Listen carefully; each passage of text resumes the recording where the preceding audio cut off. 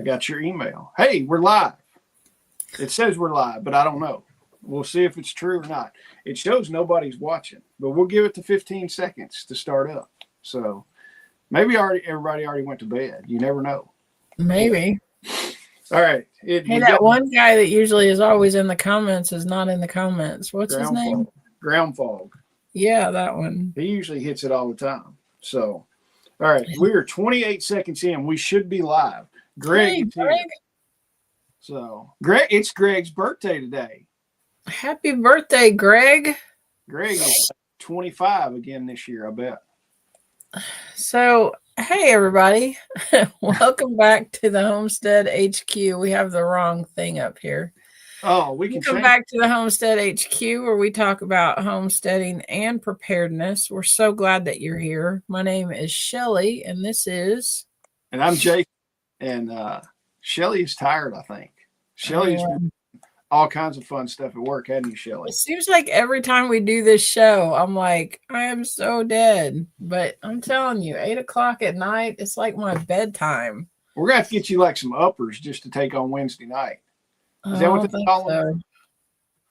No, I'm not doing uppers. Isn't that what the truckers used to take? I guess. That or the last 2 days at work, we've been doing strategic planning for 2026, and it has it's like all day. And but yesterday was kind of cool.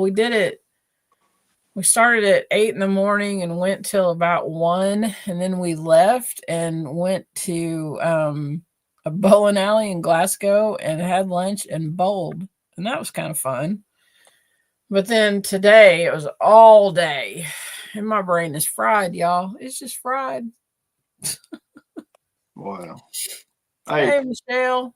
I found something funny because you told me you didn't have a news article, and this strikes me as funny. I know we're getting out of order, but I saw this. This is on Babylon Bee, because you should get your news from Babylon Bee because it is mostly correct. And I have not read this. I read the headline, and it struck a chord. Because my mother-in-law calls my wife all the time, and this is what it is. Mom needs you to come over and fix whatever she did to the TV. Once a week, my mother-in-law calls my wife, and it's like, Whitney, the TV's messed up. And then she starts blaming it all on the TV, that she didn't press any button or anything. And it says, according to sources, Mom just called because she desperately needs to talk to you. She needs you to come over and fix whatever she did to the TV. So eyewitnesses say the TV just went black one day. Your mom tried everything. The power button, the channel up button, the plus button, the button that looks like a rainbow, even hitting the TV like in the old days. Nothing has worked. Mom experts believe this is an issue that you are only capable of fixing. And it's got a lot of other stuff. It's hilarious. Oh, in a heartfelt voice message, your mom said, Dad is really upset because I did something to the TV and he can't figure it out. Please, you're our only hope. At publishing time, the TV was on the wrong input.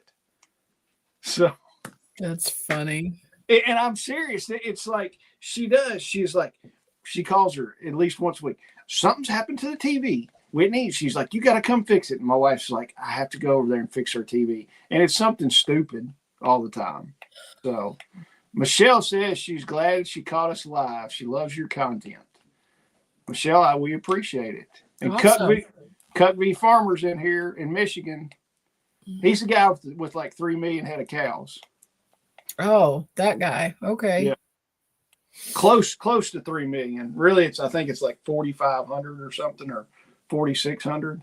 So well, we know how Jason math works, so I got you. Yeah. My math is pretty spot on. I'm good at math. Jason's math is worse than chicken math. Well, it depends on what you're dealing with. If you're dealing with guns, that's one thing. It's like the guy said, my biggest fear in life is that when I die, my wife will sell my guns for what I told her I paid for them. Yeah. And I'm like, yeah, that 6,400 cows. Yeah, I'm pretty sure that he has to tell us like every show because Jason's like, he's got 5 million cows. Yeah. Yeah, I couldn't even count 6,400. I'd have to take my shoes. I'd have to be pulling my shoes off and everything. So that's a whole lot of T-bone right there. Yes, that would be good. Speaking of T-bone, tell everybody, a lot of people know what I did on Saturday, but some people might not know the great expansion to your farm. So Jason came over Saturday and we built a cow shelter, and I'm really proud of us because, well, we didn't buy anything. I was sitting here trying to think. We didn't buy anything. We did that whole thing out of what I had on hand and what you had on hand. Well, the only thing you bought was those little stakes. But well, no, I mean, but I already had those. I actually had bought those. I bought them last fall when they put our perimeter fence in, because there were a couple of places that the fence was kind of off the ground, just because of the terrain. And I got them so, if we ever had like lambs and all of that, they couldn't get under the fence. I was going to go around and stick them around there. And so I may have to order some more. I don't know. But I had those on hand too. But we had some stalls that were in our barn when we bought our property.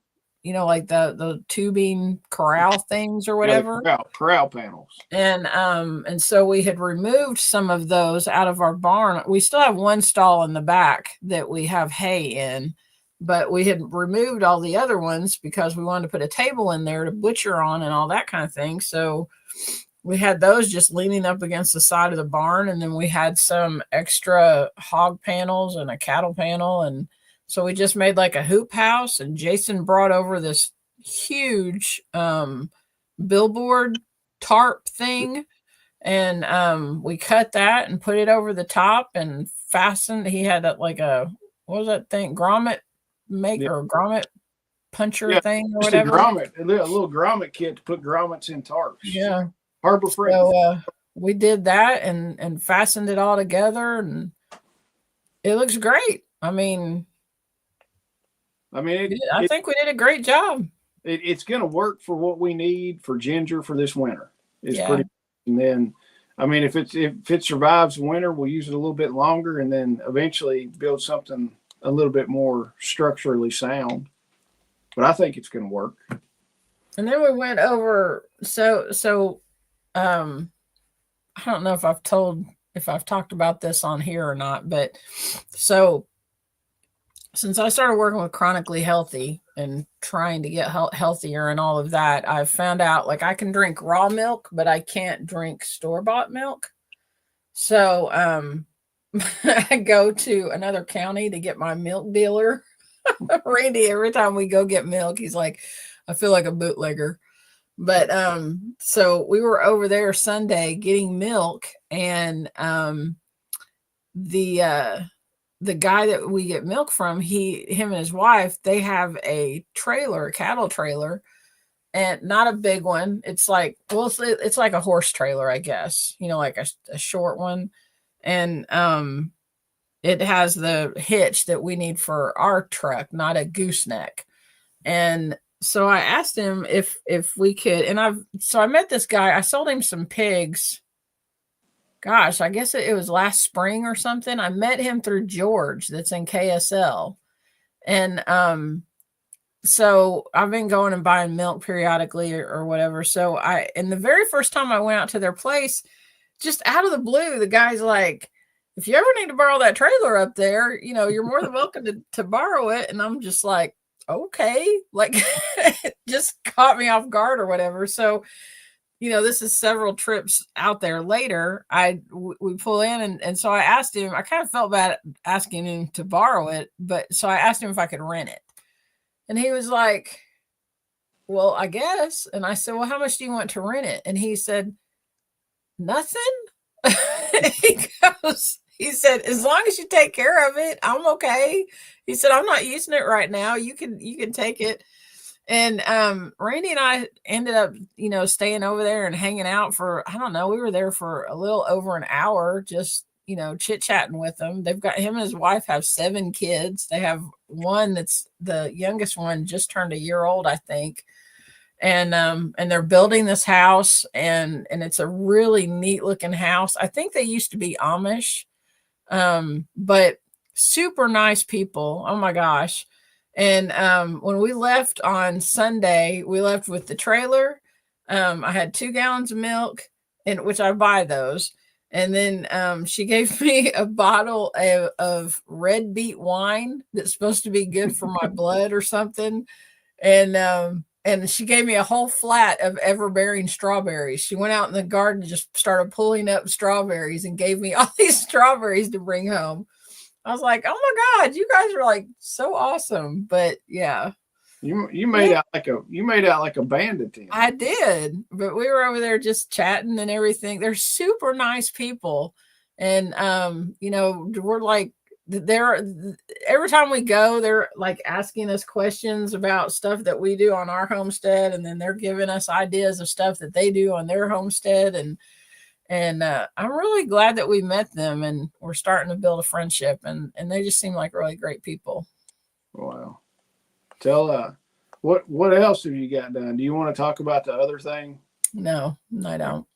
All right. We won't talk about that. Maybe later, not right now. All right. Michelle says she's in zone 8B in Virginia, and her temps are in the 50 to 70 degree range. Wow. So, I mean, that's about what it is here right now. I mean, it's, well, shoot, for our... it's a little rainy, but it's been nice outside. Yeah. Well, I mean, I looked at the weather down in Tennessee for the Saturday. It's going to be like 69 where we're going to be for our super secret squirrel training down there. So we're going to have pretty good weather. I'm tickled with it. I actually came home from work today and planted strawberries in the dark. I was bringing wood chips over and laying out cardboard and all that stuff because, I mean, tomorrow night I need to pack for our super secret squirrel mission. And then, Friday we'll be leaving or what. And I thought, I got to get those strawberries in the ground because I don't want to lose. She gave me great big clusters of strawberries. I mean, plants. Can't be like, I don't want to lose those. I got to get those in the ground. Oh, yeah. Cook says last August, the wife and I went to Kentucky and the Ark Experience and the Creation Museum and Buckeyes. We went last winter, we went up to whatever, Perfect North or wherever. I think it's what it is. And went tubing and skiing and all that. And we drove by there. And if we had time, I wanted to stop in there, but we just did not have time. I want to go up there sometime. It looks cool. I think we're planning a family trip up there in the spring. It looked cool. Yeah. It looked cool. I want to go. And then, yeah. KB says, until Dad sold the cows in late 2001, I drank raw milk out of the bulk tank. Yeah. I mean, that's... Like, my stomach can't even handle store-bought milk. And I've drank milk all my life. But the last few years, I've gotten to where, it kind of makes me sick. And then...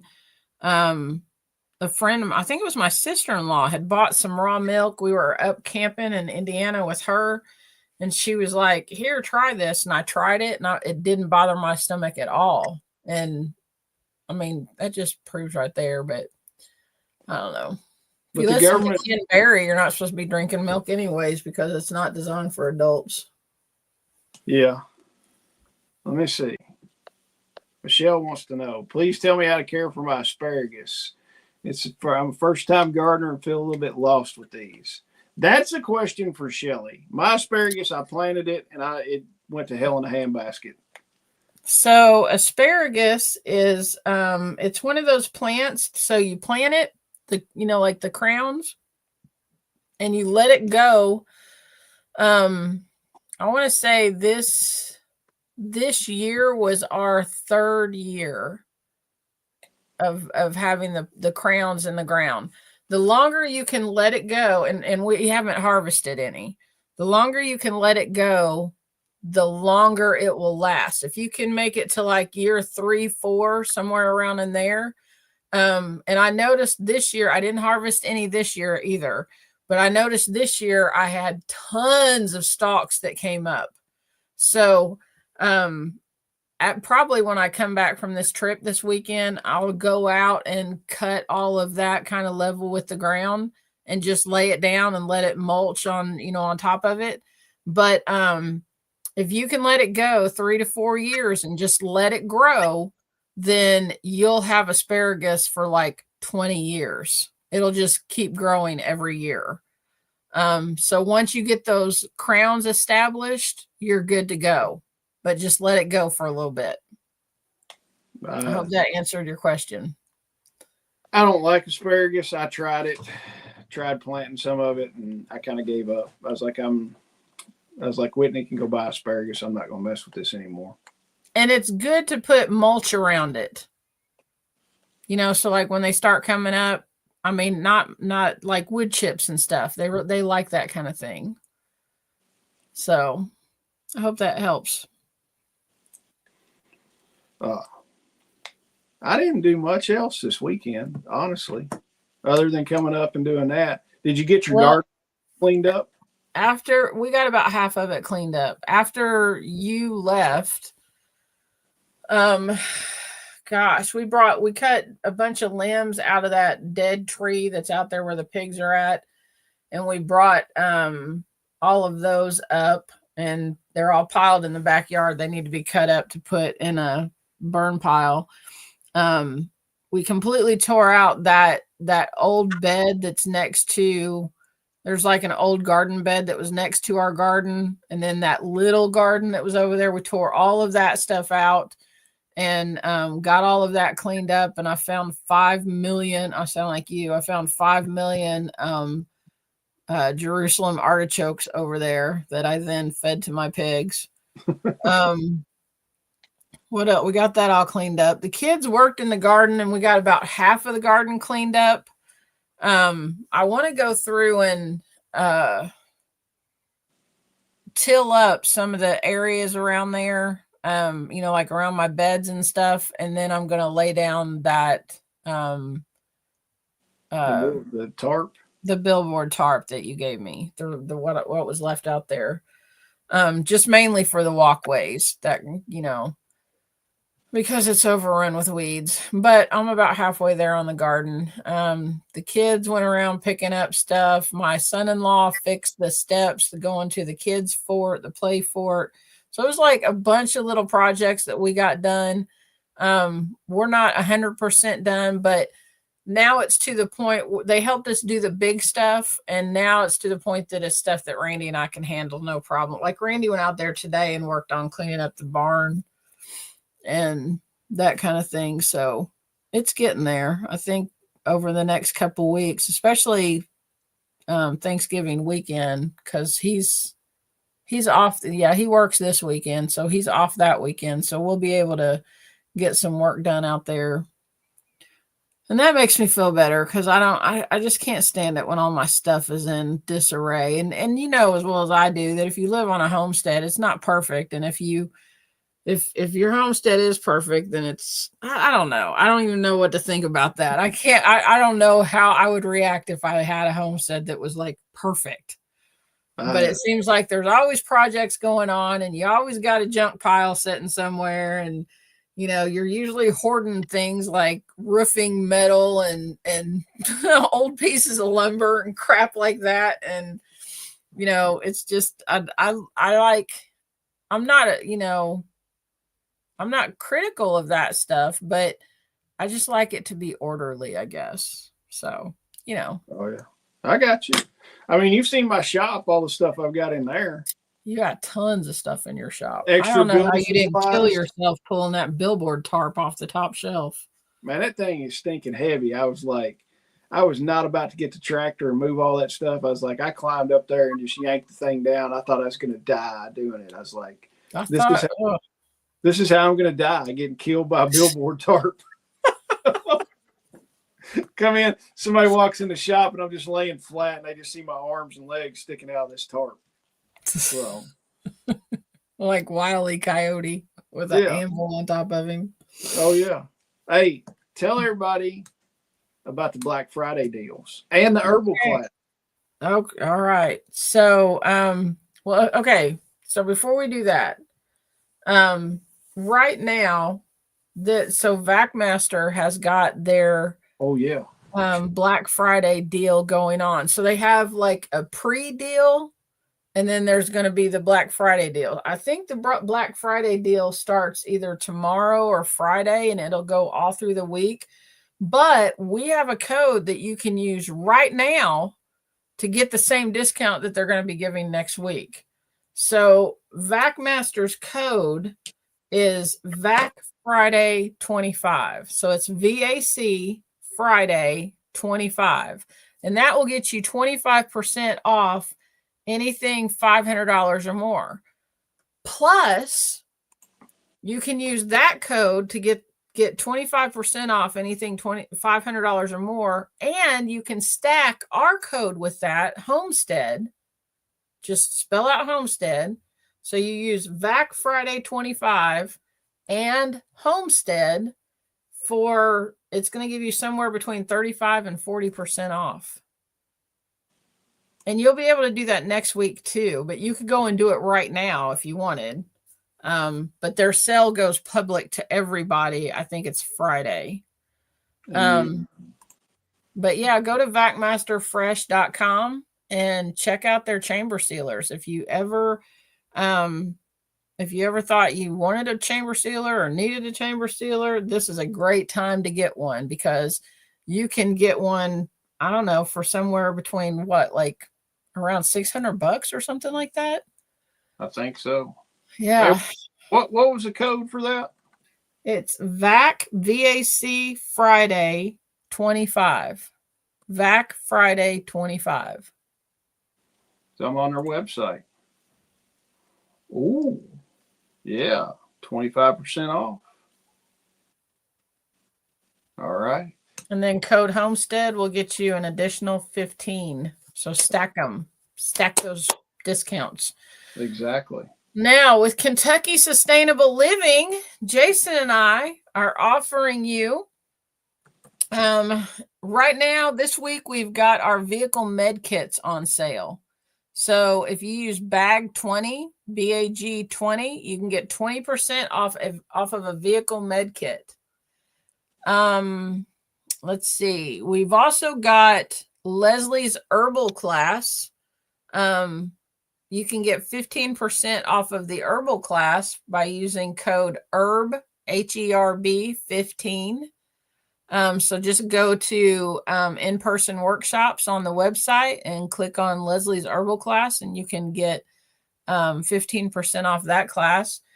The whole month of November, you get free shipping on everything. And then, no, that's not right. Free shipping if you spend $150 or more, right? Yeah. Yeah. So free shipping on $150 or more order. But for the whole month of November, you can get 10% off everything. So that's like medical kits, medical supplies, soap, radios, comfrey, water filters, whatever it is, you can get 10% off. And it's an automatic. We've got it set up to take it off automatically. You don't need a code for that. Leslie's herbal class is going to be December. What is the date? December 6th? Yeah. It's coming up quick. Yeah. So it's the first first Saturday in December. And it's going to be in Bowling Green at the WKU Ag Expo Center. Yeah. Yeah. I'm telling y'all, my brain is fried. It is fried. But it's going to be the WKU Ag Expo Center. It's the Beyond the Basics class. So not only is Leslie going to be teaching us, tinctures and salves and all that kind of stuff, she's going to be getting into figuring out what you need in your herbal apothecary and what works best for you, and talking about, whether you're like warm versus cold, and what was the other one? Wet versus dry. Yeah, wet versus dry. I started to say moist. I hate that word. I don't even like. Ugh. But she's going to be teaching about all of that stuff. If you all have not followed Leslie, she's got a YouTube channel. She's also on Facebook. It's the School of Earth and Awe. Oh my gosh, she's an absolute wealth of knowledge. And we're to the point now, like I think I've pretty much pulled Randy over to the herbal side.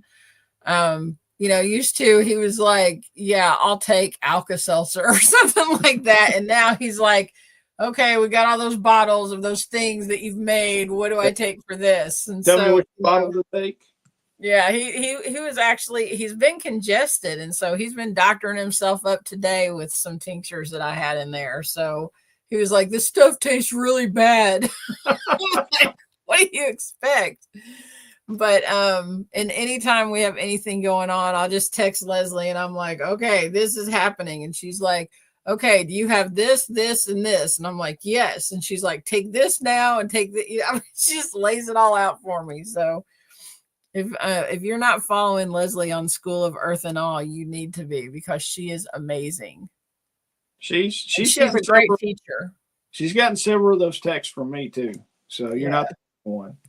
And when she teaches a class, she lays it all out for you. It's not, it's not like some mystical thing that she's trying to hide. It's not. She lays it all out for you and why it works that way. And recently I found out she put a post on Facebook. I don't know, like 2 weeks ago or something like that. And it was a date, and it said 10 years ago today, I had a stroke. And I had no idea that she had a stroke. Yeah. And she was like in her young 30s then. I mean, isn't she just like 40 now? Yeah. She's right around that age. And so, I mean, she was really too young to be having a stroke, right? Oh, yeah. But that, according to the post, that is what set her on the path of, taking control, what she calls health sovereignty, right? Taking control of her health and being responsible for that and learning all of this herbal stuff and all of that. I mean, she's an absolute wealth of knowledge. Y'all need to be checking her out. Did I miss anything? I don't think so. Tell us about, we might as well go ahead. We're talking about seed saving and heirloom. Yeah. We might as well get into that for a few minutes. For a little bit. You know what's weird? I was looking at the analytics on the website. There's a bunch of people from Singapore and China that are clicking on the website. It's kind of weird. Yeah. We're not selling to China. We're not selling to Singapore. We're selling to Americans. So just kind of weird. That is kind of weird. The Chicovs are hacking us. So all right. I don't know about all that, but they might be. You never know. So right now we're in, it's November. Harvest season is winding way down. I know when we met for the land navigation class, Greg was showing us pictures of all the peppers that they had gone out and harvested because we were getting ready to have a freeze. And they had, what did he tell me? They had it was stupid amounts of peppers and stuff. I know. Did he say they had every row, there was 30 plants in each row or something like that? It was some crazy number. He had the biggest stock pots he had full of peppers. I know. And they're big pots, and there was 5 or 6 of them in the picture that he showed us. And that's not even their first harvest. It was their last one. Yeah. But I know that, people are bringing in those last bits out of the garden and all that kind of thing. Your seeds, the seeds are definitely a preparedness thing, right? They're a homesteading thing, but they're also a preparedness thing. For if you're able to put up your seeds correctly, that's just going to keep, that's sustaining your food supply for the next season. And it's what, we've done. The world has done this for generations and generations. It's just how we grow food. But so there's two different kinds of seeds when you're talking about saving seeds. You have open pollinated seeds, and then you have heirloom seeds. And when you're talking about saving seeds, you want heirloom seeds. So, like, when you go to Rural King or even the dollar store or Walmart or wherever, or order your seeds online, the package will say whether it's an heirloom seed or not. And what that means is that you're getting the plant that seed is going to produce is going to give you the fruit that's on that is on that plant. Does that make sense? Oh yeah. I feel like I'm kind of talking in circles, and now you're yawning. You made me laugh. Heirloom varieties are going to give you what's in the package. Hybrid seeds are not.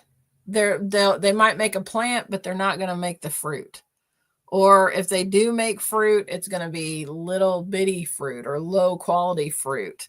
But more than likely, it's not going to give you fruit the second year. I have mixed feelings about that. There's part of me, I kind of think that they do that on purpose or something just so you can't be sustainable. But you want to stick with heirloom seeds just so you can get what you can reproduce every year. Now, I will say this. There are some plants that, so like melons and things like that, they get cross-pollinated, and usually by pollinators, like bees and hummingbirds and, all those animals that crawl, or all those bugs that crawl all over your stuff and everything, they get cross-pollinated, and they need that. Sometimes you can mix, like if you plant peppers close to your tomatoes, you can get spicy tomatoes. Does that make sense? Yeah. You can get tomatoes that have a little bit of heat to them. And that's just because they're, the same kind of thing. If you put different kinds of melons close to each other, they can get cross-pollinated. So like I might have pumpkins in one area of my garden and put tromboncinos in another area of the garden. And if they're too close together, the bees will cross-pollinate those. And I'll get tromboncinos this year, and I'll get pumpkins this year. But next year, if I use those seeds, I might not get what I'm looking for. I might think, oh, I harvest these from a tromboncino, and that's what I'm going to get. And that's not what comes out.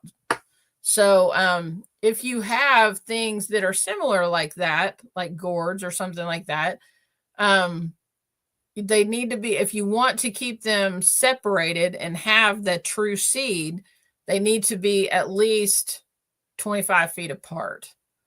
So, and really, I don't know, it might not be a bad idea for them to be further apart than that, if you want to make sure that you keep that true seed for what you're doing. Makes sense. Miss Sharon said she wants a collection of Japanese seeds. I don't know what kind of that. I don't know. Miss Sharon, what kind of Japanese seeds? Are we talking like teriyaki chicken seeds? Well, Michelle says, I didn't know that. I bought jalapeno seeds from the Dollar Tree store, and the plant produced weary peppers. Interesting.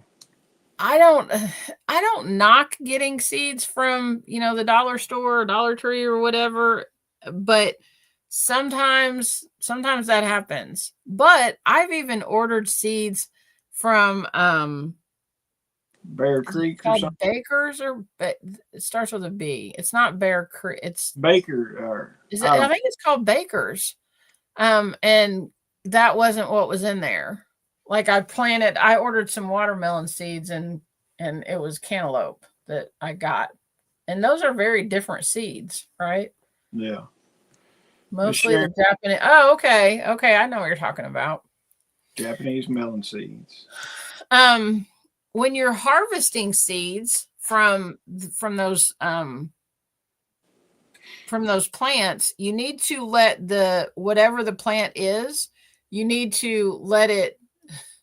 She said, I'm knocking it. I'll do better next year. So sometimes it doesn't matter, Michelle. Sometimes you still get funky seeds, but when you're harvesting seeds, you need to let that fruit ripen fully. So what that looks like is with cucumbers, you know how you harvest them when they're nice and green and you're like, oh, that looks like a good cucumber. We've all had cucumbers that have been on the vine that have like turned yellow, and then they get to the point that the outside is hard. That's when you harvest them. So you need to leave a few of them on the vine that you let ripen fully, and that's where you're going to take your seeds from. Okay. Or like with beans right now, we were talking about earlier that we were out there cleaning up the garden. I had ordered some, they're called velvet beans from, David the Good. If you guys watch him on YouTube. And I had ordered them like 2 years ago, and I was going through my seed stuff and I saw them in there and I thought, I need to plant these because, seeds only last so long, and I thought I need to plant these so they don't go bad. So I went out and planted them in my fence row of my garden, and because they vine and everything. So I have all of these, and when they grow, they get about this long, and they're black velvet. And when you take the seeds out, the seeds they're like speckled. They're actually really pretty seeds. And so I have a bunch of them in my fence row, and I told the kids when they were cleaning out the garden, I said, don't pull these, don't touch these, let them stay, because those need to completely dry out. Like that whole, same with green beans, peas, all that kind of stuff. They need to completely dry out, and that outside of the bean, the shell that it's in, needs to get where it's just like almost like paper, like crumbly. And then you'll take the seed and make sure those seeds are completely dry. Even after you pull them out of that, dried shell, you should lay them on a wire rack and let them dry completely. It can be a screen or whatever. Just leave them out, let them dry. And then you can store them. But you want to, see you, Michelle. You want to make sure that, you're letting that whatever the fruit is, if it's a watermelon, if it's cantaloupe, it's a pumpkin, it doesn't matter. Whatever it is, you want to let it get completely ripe, and then you're going to harvest the seed out of it. Do you have anything to add? I feel like I'm the only one talking. You do a lot more gardening than me. The only thing I saved was tromboncino, or however you say it. I saved a bunch of seeds from that. I saved, what was it? Mike Sparks gave me a bunch of seeds for some tomatoes. There were some kind of heirloom tomatoes, and there was some story behind it. The Sparks tomatoes. Yeah. So yeah. I got a bunch of those. I grew a few of those, saved the seeds off it, and then what else I got a bunch of tobacco seeds I saved. So I'm going to try my hand again at tobacco in the spring. I want to grow a big patch of backer for medicinal purposes. Now, so when you're harvesting wet seeds, so when I say wet seeds, I'm talking about like tomatoes, cucumbers, squash, that kind of thing. You want to scoop all that stuff out and put it in a jar and put a little bit of water in there. And then you're going to let it set for 2 to 4 days. And basically what you're doing is letting it ferment. And it's going to, you're going to shake it up, and it's going to, cause that stuff, it gets that goopy seed coat stuff off of it. And and then, you're able to strain all that stuff off, and then you let those seeds dry, and then you need to let them dry completely, because when you start packing seeds up, if there's any kind of moisture, they can mold, and if there's significant moisture, they'll even sprout. But you don't want that to happen. So make sure that they're completely dry. But you put them in a jar and just for, I don't know, 2 to 4 days, something like that. Let that shake up, get all that goopy stuff off of them, and then strain all that off. And usually what I do, I'll lay them out on a paper towel or on a paper plate or something like that and set them out.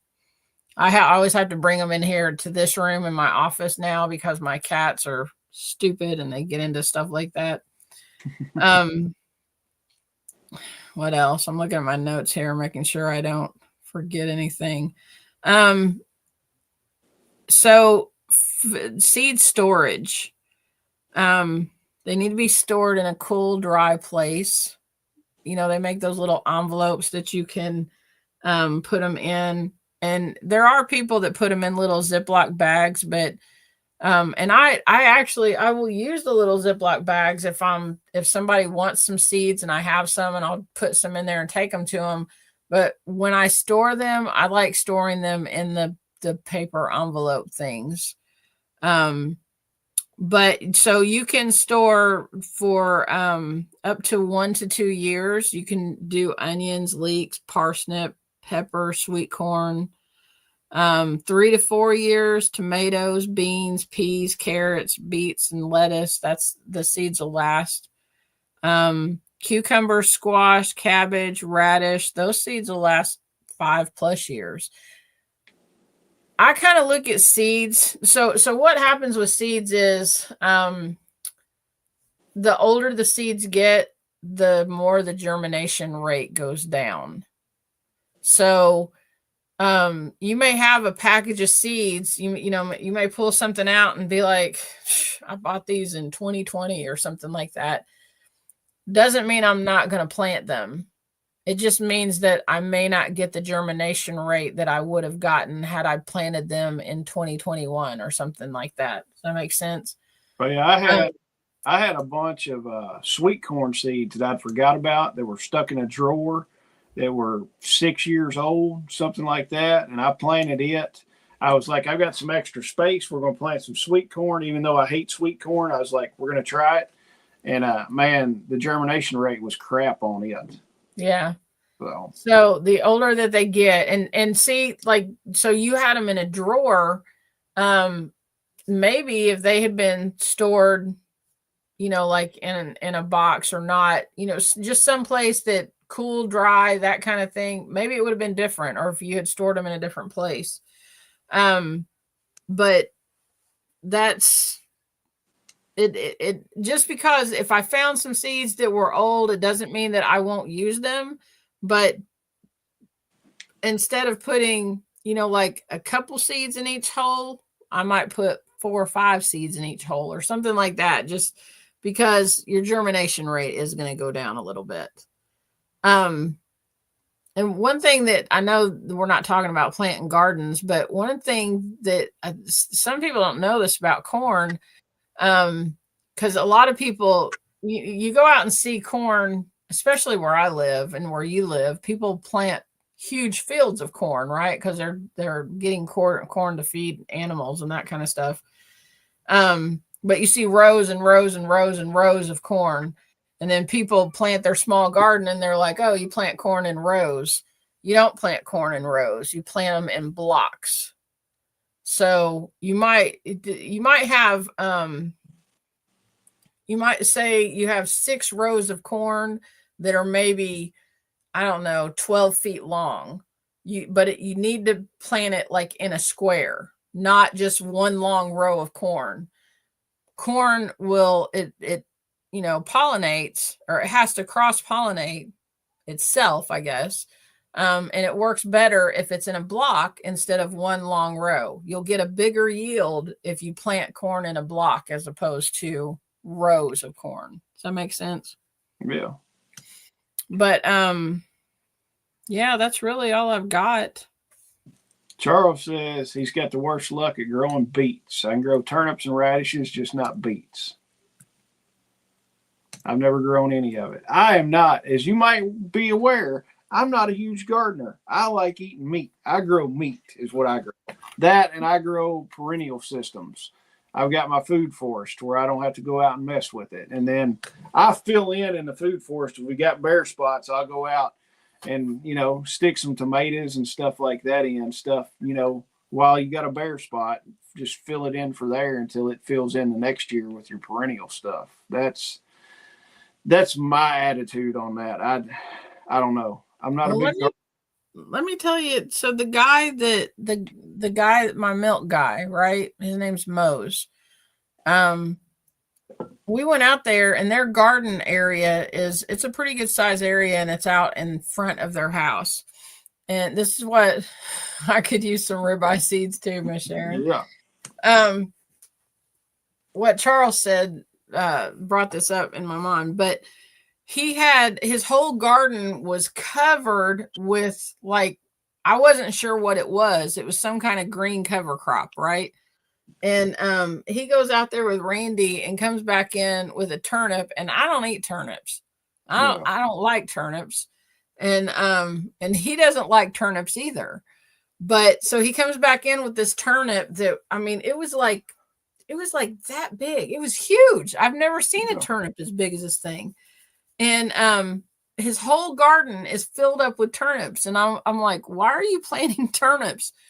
And he said, somebody had told him that they're the perfect mulch, because we were talking about, I was thinking, I was like, well, you're out there growing turnips. You could because he bought some of our piglets.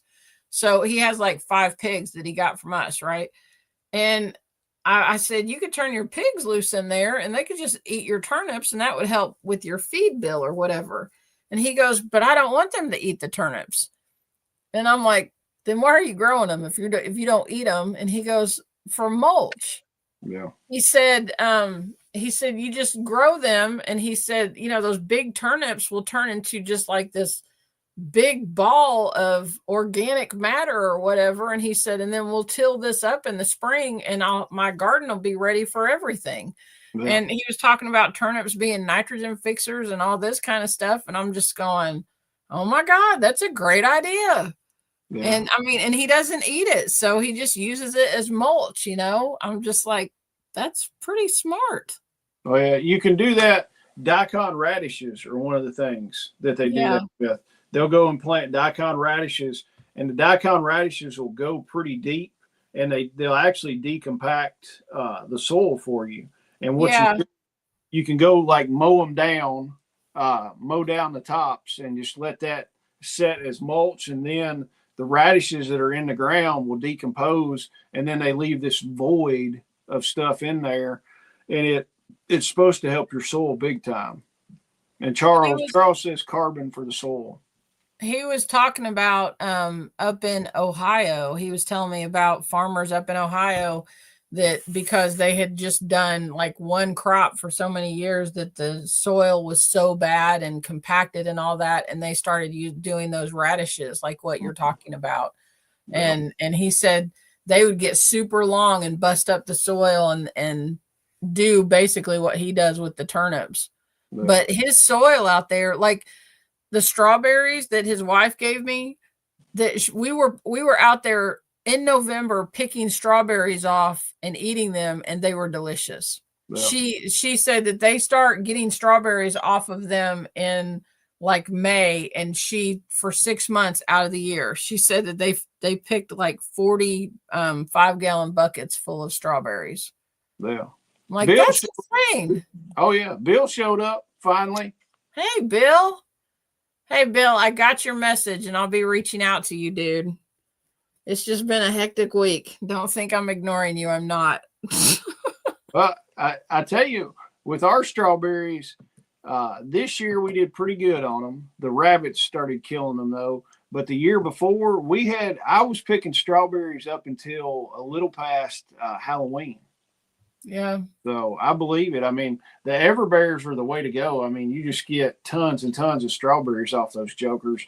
And I would rather have it spread out than like 2 weeks you get all the strawberries you want and they're done. I like it where you can go down there and pick a little bit at a time. Yeah. So hopefully this year will be another big bumper crop on strawberries. Heck, I've still got It will be strawberries. for me. I've still got strawberries in a freezer. So You need to be freeze drying them suckers. I know. I think I just want to make. I think I want to give them to my mom and let her make that freezer jam. I love that stuff. That on some homemade whipping cream biscuits, man. There's nothing better.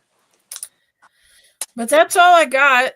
I hope you. I hope you're out there saving your seeds, because that is another layer of preparedness to help your family, be sustainable and grow your own food.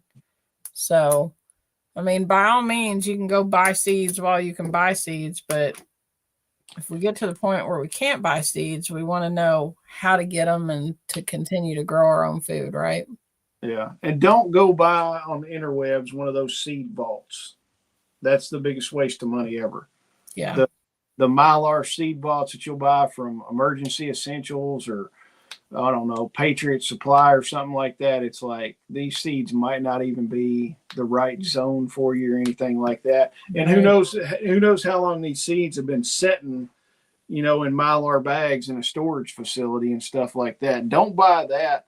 I mean, heck, even if you're not going to save your own seeds, go to somebody that knows how to save the seeds, that's growing heirloom stuff, and just be like, hey, can I buy some seeds from you? Right. If you're not going to do it.